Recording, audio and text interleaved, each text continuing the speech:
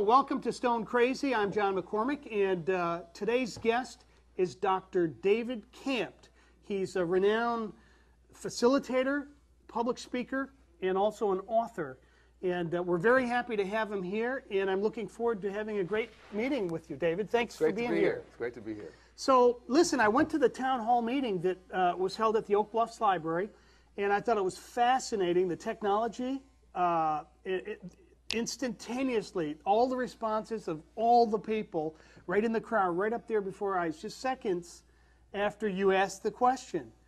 And so I think it's fantastic. That's why I'm glad you're here with us to share a little bit more about this technology, your abilities to hold meetings like this, and give the people a chance to hear more about this stuff. So why don't you one of the go things ahead. that I've been doing facilitation work for many, many years. You know, I used to work for President Clinton for his race initiative, and I would arrange town hall meetings about racial issues, including the president or his advisory board. And I've been doing a lot of work in facilitating and designing and facilitating large-scale meetings for many, many years.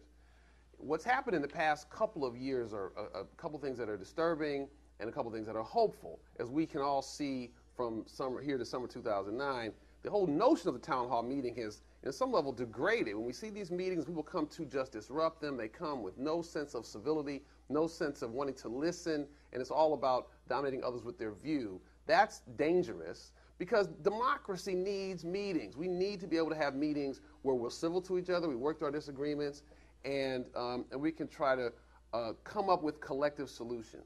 So I'm worried about that. Now, the good news is that there's technologies available to make that easier. First of all, there's strategies to make it easier, right? I think that one of the things that needs to happen is that these politicians need to call on professional facilitators to help them. They're not professional facilitators, they're professional lawmakers.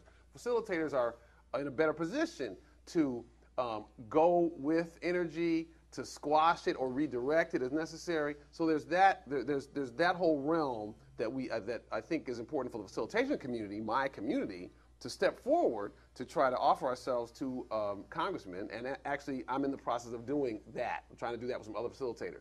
So that's one thing that's happening. But I think an additionally hopeful trend is the use of audience polling devices, these devices right here, right? And you saw these being used in there, and I happen to use ones from a company called Turning Technologies, but there's several companies that make them.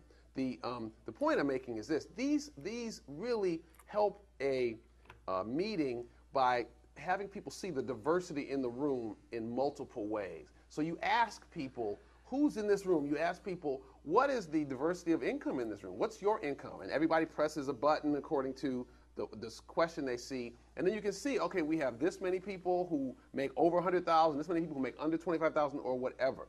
I think when people go to a meeting, one of the questions that they always have in the back of their minds is, who are these fools in this meeting? Yeah. Right? I'm smart. Who are these fools?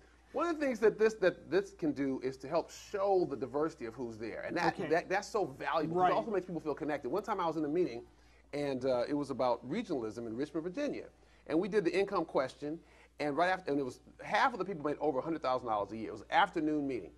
A few minutes later, this woman said, when we voted on that, I was one of the people who made less than $25,000 a year, and I realized that I have prejudices against people who make a lot of money, and seeing that half the people in this room have taken out their time of their day because they're concerned about the community really makes me think about, how do I think about people who are rich? And it makes me look at my own prejudices about that. I think that that's really important. So the diversity of who's there by age or by income or by background or where you live is really important. Another thing that's important is experiences, right? So, you know, if we have all these town meetings, for example, on healthcare.